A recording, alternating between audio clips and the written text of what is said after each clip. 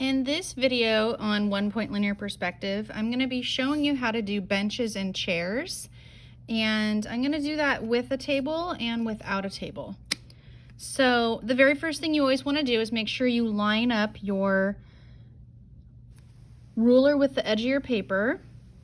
And now I have my horizon line, and we're doing 1 point, so I have my vanishing point. And what you first want to do when you're doing a chair, I always start for demonstration in the bottom left corner of my paper. So you want to start with an L, and notice I'm just sketching. I'm not using my ruler for this because I'm learning, right? You're learning how to do this. So it's not necessary really to take the time to put every single line in a ruler. So I have my L, and then all three corners, 1, 2, 3, go back to the vanishing point. You want to always make sure that your ruler is touching the vanishing point here. Try to keep your vanishing point about the size of the tip of your pencil. So that way, if it's too big, you don't have kind of like an array of receding line space and you have one designation, right? So here is the very beginning stage, as you can almost kind of see the bench starting. So I'm going to go ahead and I'm going to start with chairs first. So here's my L. I'm repeating my L.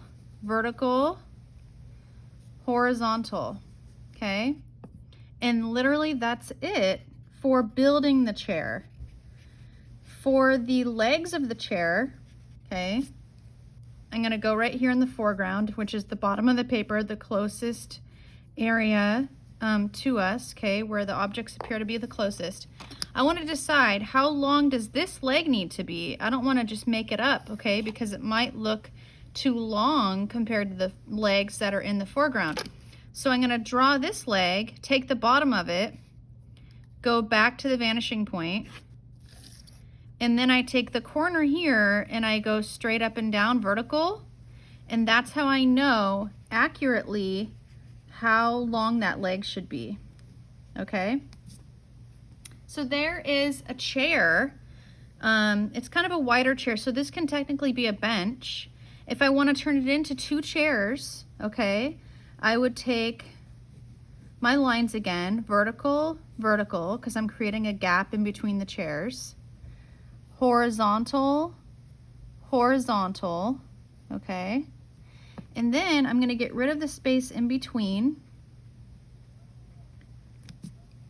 And I'm going to kind of just, reiterate my lines, go over them a little bit to kind of darken them up again after I erased. Then I'm going to take this corner right here. Because they're overlapping, one is in front of the other, this corner needs to show that it's behind the first chair. Then I can still see this receding line from my leg right here. I'm going to go and just draw straight to that line. Vertical, vertical. And now I have 2 chairs. Okay? If I want to continue, I can just kind of redraw this line right here, just really loosely. And I can go ahead and I can, let's say I want a chair further over here. Vertical, horizontal, vertical, horizontal. And then let's go ahead and do the legs. Vertical, vertical, vertical. And then let's get rid of the remaining receding line that we don't need. I created a big gap in between just to kind of show how you can move the shapes along the space of your initial receding lines. Okay, so they can be placed anywhere. Your chairs and your benches can be placed anywhere in that initial space that you created when you first made that L. So step number 1, make your L, okay? Step number 2, 1, 2, and 3 corners go back to the vanishing point. Repeat your L, okay? And then you add your vertical lines for the legs, okay? So if you were to do a chair on the other side of this vanishing point, on the right side, your L would be facing the opposite direction. You would take all 3 corners back. So 1, 2, and 3, and this is just a repeat, okay? So, and then I'm repeating vertical, vertical, horizontal, horizontal, okay? If I want to do overlapping, let's just say I want a curved chair now. You can curve your line. It doesn't always have to be just perfectly geometric and straight. So I'm curving, okay, the lines here. And maybe I'll just do one more and I'll have it really close to it. And then I can also show you how to draw chairs that would look like a church pew maybe, that have, they don't have the legs, but it's just solid wood. So I'll go ahead and I'll do that right here. I'm gonna make this a church pew down here in the back, okay? So we have a chair, we have two curved chairs, and we have a solid chair that looks like it's just a solid piece of wood. So in between each chair, I'm gonna erase the receding line that I don't want, just to kind of clean it up. It just helps visually when you're finishing up your shapes, okay? And I'm gonna erase in between. It's always nice to have an eraser that's smaller, that can fit into little crevices. So sometimes they'll come separately without a pencil, erasers like that. So I'm gonna go ahead and vertical for my legs. You always start in the foreground with your legs. I'm gonna take the bottom of this line and go back to the vanishing point so I can determine the height of the rest of my legs for the rest of my chairs. I'm gonna start here and just go from the front, the foreground, and go all the way back. Vertical, vertical. Okay, and you just keep going with vertical. And then you want to do the corners back here too, or else this chair will still look like it's floating. Okay? So the next thing that I want to do is erase the table legs that are not going to turn into a solid chair. And I'll show you what I mean by that in 1 second. So these chairs have all their legs are just kind of separate, right? We have the curved chairs and we're gonna have the pew.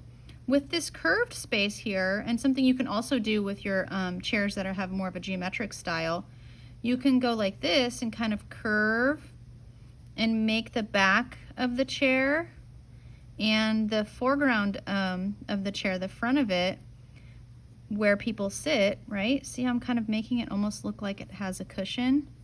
You can kind of add those curved lines in the front too to make it look like it has more dimension. You can do the same thing with geometric line. I'm gonna go this way horizontal, and then what I would do is I would take this line back to the vanishing point, and then this would be horizontal also. And then I can either go this way, make it a diagonal, or I can go straight down and then make this horizontal as well. And maybe I would have this meet the leg, or this would just all be one piece right here. It's up to you what your style is gonna be, okay? If you wanna have a pointy leg like that, you can do that, or you can change it and have it just go straight down, and it would end up being kind of like a thicker backing. You can do the same thing here, just kind of double this up, and you would double this one up here. Make sure this area right here is going back to the vanishing point at the very bottom. And then you can also go back in and repeat these lines, parallel, parallel, horizontal, so that way your chair has a thickness just like the curved chairs. So for this chair back here, we want it to look like one solid piece, okay, this bench. So I have this back here, this line here. I've kept this receding line, and I'm just gonna go horizontal right here. So now you can see that it is one solid piece, and that chair is there, and it looks like it can be one piece of wood. You can also make it wider here like I did in the foreground. If I wanna put a table, okay, in this space, that's technically something you might wanna do first. So I'm just gonna add a table with a vertical line, and then what you can do is always put your chairs surrounding the table. So I have my, my horizontal line rather. Horizontal, and then the corners go back, okay? And then I'm gonna go ahead and repeat. Let's decide how wide do I want my table to be. I'm gonna just say, how about right here, okay? And then I'm gonna get rid of the remaining receding lines I don't need. I'm gonna go ahead, vertical, vertical, okay. I turn my paper for my convenience. You don't always have to have your paper in one direction, like just kind of where it's not moving at all. You always wanna kind of move your paper around if you can. And then we're gonna just go vertical, vertical for the legs. Same thing here. So if I wanted to tuck a chair into this space, into this leg, by the way, you can also do a table runner, for example. Let's just, if you want to add a little bit of decoration here, Thanksgiving, whatever you think, if you're throwing a party, okay. So you would just add this space. You would go down vertical here, maybe make it look like fabric a little bit. Get rid of the line, the initial line for the table, but you want to reiterate it a little bit with implied line. So it does look like it's kind of folding over, and you only really need to do that on the top piece, actually. Okay, so in order to add a chair to this space right here, I'm going to go ahead, vertical, horizontal. We're going to make it look like it's tucked under the chair, the table. The top of it goes back. The seat of the chair, the corner goes back. Then I'm going to go ahead and let's make a bench. Vertical, horizontal, get rid of the receding line, and I'm going to go ahead and do vertical right here for my table leg, or my chair leg, sorry. So now you can see I have chairs that are regular, just kind of by themselves, floating, sitting, and then I have my table here, and I have a chair, a bench. The reason why the bench looks like it's underneath the table here is because you can't see the rest of it. You can't see the leg here. You can't see the ending space of this chair, okay? So there we have chairs, benches, benches with curved line, benches with geometric line, benches that are solid, and we have a table, and we have a bench tucked into a table. If you were to do chairs on this side of the table, it would be the same steps as the chairs we already did, where you would do your L backwards, okay? While you're learning how to do this, I highly recommend drawing the chairs on the left side of your paper so that you can start with the L shape that you're familiar with, and then I would go ahead and try on the right side and do the backwards L shape. In the next video, we're going to talk about awnings that are on top of buildings. We're going to talk about windows and doors and billboards, and we are going to eventually do some videos on interior space using 1-point linear perspective. Also be sure to check out my videos on 2-point linear perspective.